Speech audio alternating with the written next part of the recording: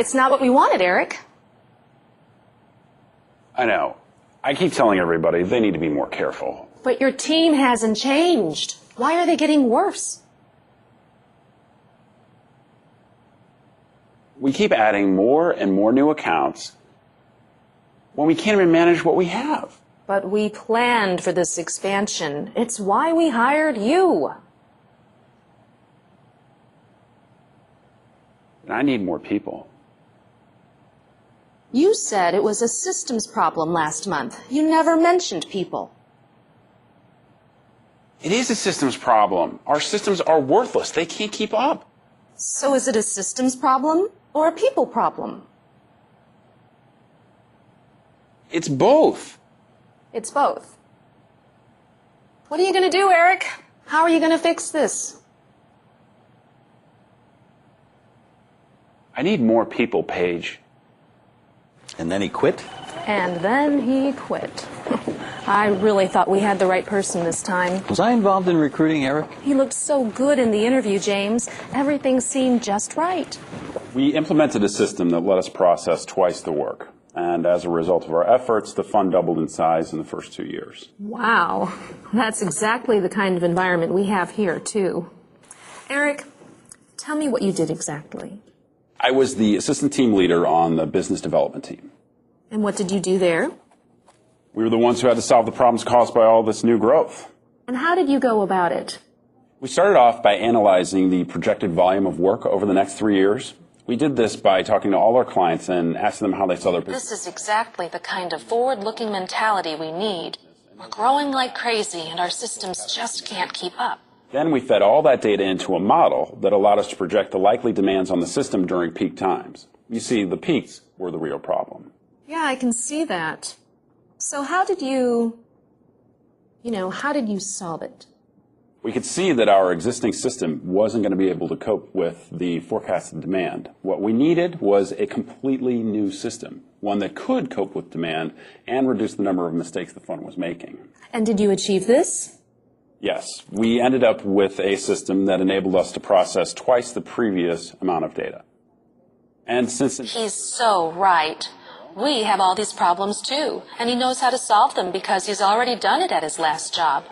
This removed one of the biggest sources of error, and so we cut mistakes down to almost zero.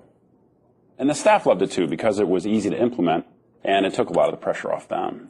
Eric, what part did your boss have in all this process? Well, basically, I took care of running the practical things. My boss liked to do all the communicating with top management and let me concentrate on running the team day to day. So you were the driving force behind all this change? Yes, absolutely. Excellent, excellent. Let's move on to your educational background. I notice here that you...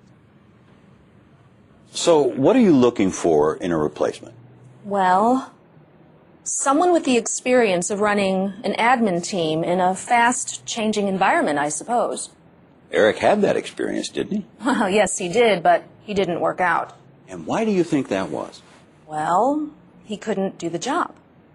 You said he's got the experience. I know he's got the experience, but he couldn't do the job. So what makes you think that someone else with the same experience can do the job? Well, obviously, the new persons, they've got to have the experience, but they've got to be good, too. So you're looking for a good person with experience? Yes, I am. Like Eric? Not like Eric.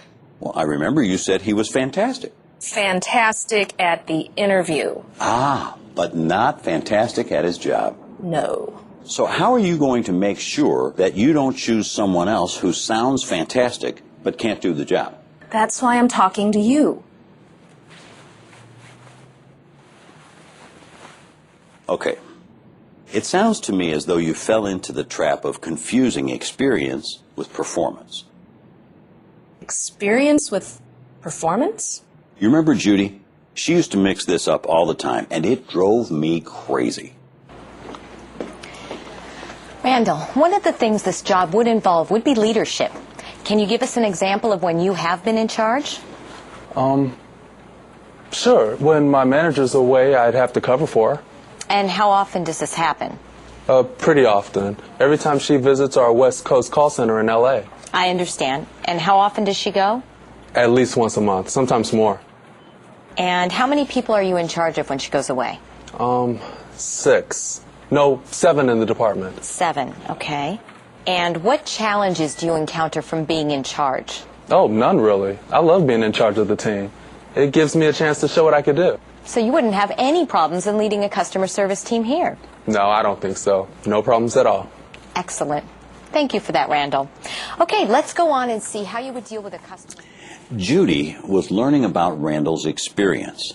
She learned that he had experience of leadership and that he enjoyed it. But we learned from your Eric fiasco that it isn't enough. So what more do you want from someone if it's not only experience? Ability? Nope, Skills, then. not enough. Everything that makes them good. Skills, knowledge, attitude. Performance, Paige. That's what we're interested in. Performance.